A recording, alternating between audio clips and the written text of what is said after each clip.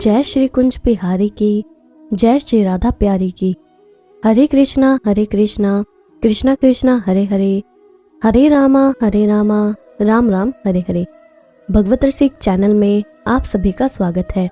हरि के प्यारे भक्तों, आज हम जानेंगे कि श्री रामचरितमानस का अखंड पाठ करते समय किन बातों का ध्यान रखना चाहिए और राम नाम का जाप क्यों करना चाहिए। मगर उससे पहले अगर आपने अभी तक इस चैनल को सब्सक्राइब नहीं किया है तो जल्दी से इस चैनल को सब्सक्राइब करें ताकि नई वीडियो अपलोड होते ही आपके पास उसकी नोटिफिकेशन आ जाए और आप सबसे पहले उस वीडियो को देख सको। तो चलिए जानते हैं कि रामचरितमानस का अखंड पाठ करते समय किन बातों का ध्यान रखना चाहिए। अखंड रामायण करने कराने का अमोघ फल होता है, इसमें दो राय नहीं है, बशर्ते पाठ ठीक से किया जाए, पाठ खंडित ना होने पाए। कहते हैं कि अखंड रामायण पाठ गोस्वामी जी के समय में ही होने लगा था, जो कि अब भी कहीं ना कहीं होता ही रहता है। ये पाठ कुछ लोग पुण्य लाभ के लिए तो कुछ लोग कुशल मंगल या किसी अन्य कामना की सिद्धि के लिए करते हैं। अखंड रामायण पाठ के अलावा कई भक्त प्रतिदिन नियम से पाठ करते हैं, चाहे रोज कुछ ही दोहे पढ़े। कुछ लोग मास पारायण तो कुछ लोग नवापारायण पाठ भी करते हैं। ये भी बहुत फलदायी है। समय बदलने के साथ अखंड रामायण के करने कराने के मूल स्वरूप में बहुत परिवर्तन आ गया है, जो कि बहुत गलत है और इसका ठीक फल भी नहीं मिलता। अखंड रामायण पाठ कराने के लिए किसी योग्य कर्मकांडी ब्राह्मण को लाना चाहिए जो आवश्यक पूजा संपन्न करा सके और अपने उद्देश्य अथवा कामना के अनुरूप उचित संपुट का चयन करके अखंड रामायण का पाठ आरंभ कराना चाहिए। ये पाठ 24 घंटे में पूरा हो जाता है। इसके बाद हवन, आरती, भजन और भोजन होना ही चाहिए। अखंड रामायण के दौरान सबसे अधिक महत्वपूर्ण बात यह है कि जब तक पाठ पूरा ना हो जाए तब तक अनवरत पाठ चलाना चाहिए। बीच में कोई रुकावट नहीं होनी चाहिए। जहाँ पाठ चल रहा हो वहाँ अन्य कोई और बात किसी को नहीं करनी चाहिए और ना ही पाठ करने वालों को पाठ के अलावा इधर उधर कुछ बीच में बोलना चाहिए। आजकल देश समाज में बहुत रंगरूट हो गए हैं। पाठ स्थल को रंगरूटों से बचाना चाहिए। इन्हें पाठ कहने की अनुमति नहीं देनी चाहिए। पाठ कहने, करने और कराने के वही अधिकारी हैं जिन्हें श्री रामचरितमानस, भगवान श्री राम और गोस्वामी तुलसीदास जी महाराज में श्रद्धा और विश्वास हो।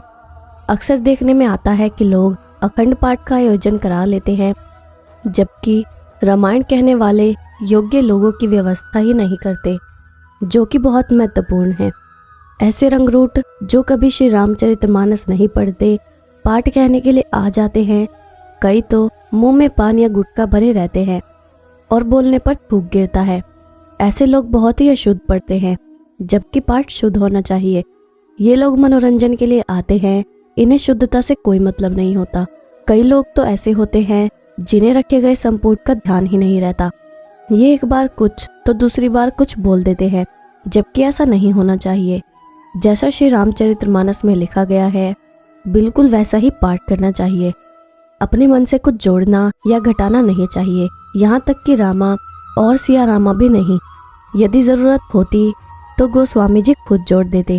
उनके जैसा भक्त और संत इस कलयुग में पैदा ही नहीं हुआ है और ना होगा। इसलिए ज़्यादा दिखावा नहीं करना चाहिए, बिल्कुल स्पष्ट और शुद्ध पढ़ना चाहिए। होता तो ये है कि लोग अपनी मनमर्जी से कुछ भी जोड़ देते हैं और कुछ लोग तो जैम बेगोरी भी जोड़ देते हैं। कुल मिलाकर यही कहना है कि ये ध्यान रखना चाहिए कि अखंड पाठ खंडित ना होने पाए। पाठ बहुत ही स्पष्ट और शुद्ध होना चाहिए। इसके लिए पढ़ने वाले बीच बीच में आराम करते रहें। बिना आराम किए कहने से अशुद्धता की संभावना बढ़ जाती है। प्रेम व भक्तिभाव से सीधा सीधा पढ़ना चाहिए। ऐसा करने से अवश्य ही अभिष्ट फल प्राप्त होता है।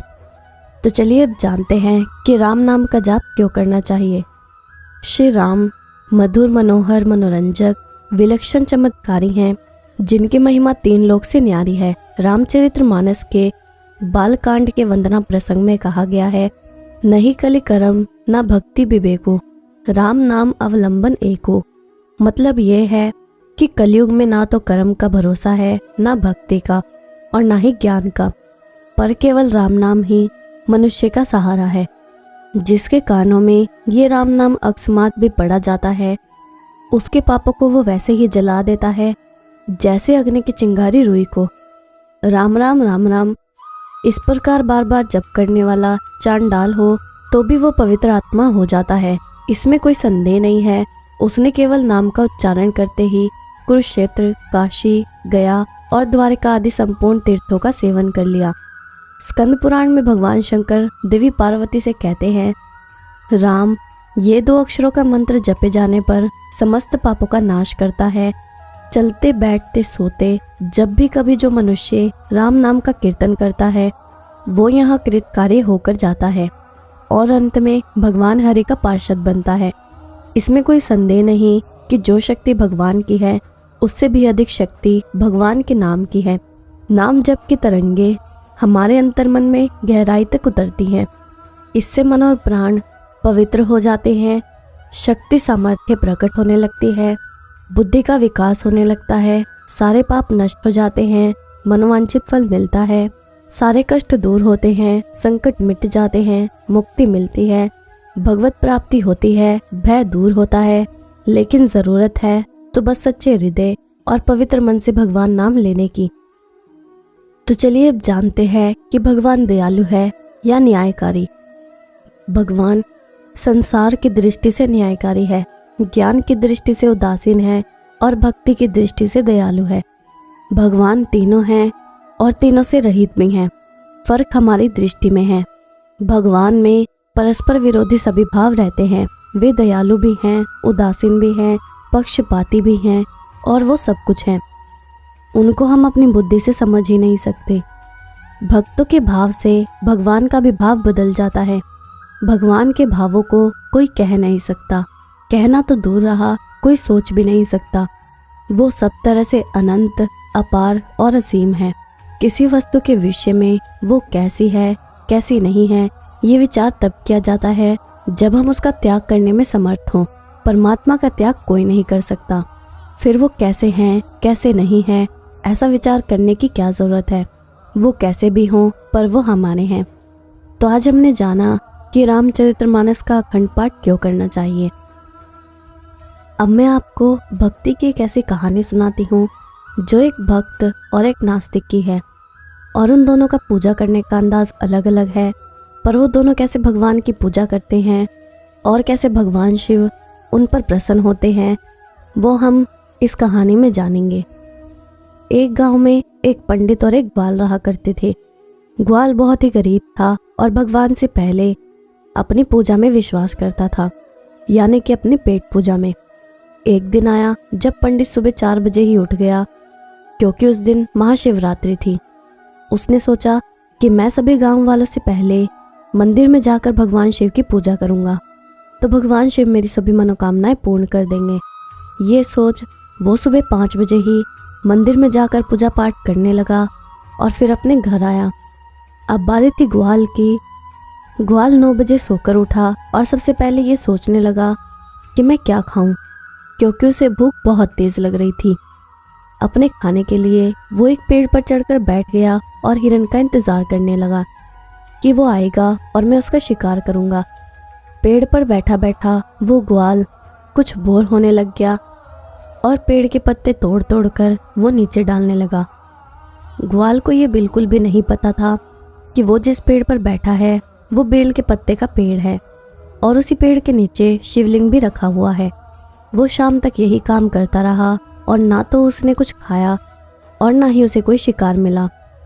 इस तरह से उसका पूरे दिन का व्रत हो गया और साथ ही उसने सबसे ज़्यादा भगवान शिव की पूजा भी की, जिस कारण से भगवान शिव उससे प्रसन्न हो गए और उसके सामने प्रकट होकर उसे वरदान मांगने को कहा। तो देखा दोस्तों आपने किस तरह से भगवान उस ग्वाल से प्रसन्न हुए, जबकि वो पंडित रोजाना सुबह जाकर शिव जी की पूजा आराधना किया करता था। पर भगवान शिव तब भी उस पर प्रसन्न नहीं हुए, क्योंकि उसके मन में कपट था। इसलिए हमें कभी भी पूजा भाव करते समय अपने अंदर कपट नहीं रखना चाहिए। अब मैं आपसे विदा लेती हूँ। अगर आपको ये वीडियो अच्छी लगी हो तो इस वीडियो को लाइक ज़रूर करना और जितना हो सके उतना शेयर करना, ताकि अन्य भक्तों तक भी ये वीडियो पहुँच सके। जय श्री कुंज बिहारी की, जय श्री राधा प्यारी की। हरे कृष्णा कृष्णा कृष्णा हरे हरे, हरे रामा राम राम हरे हरे।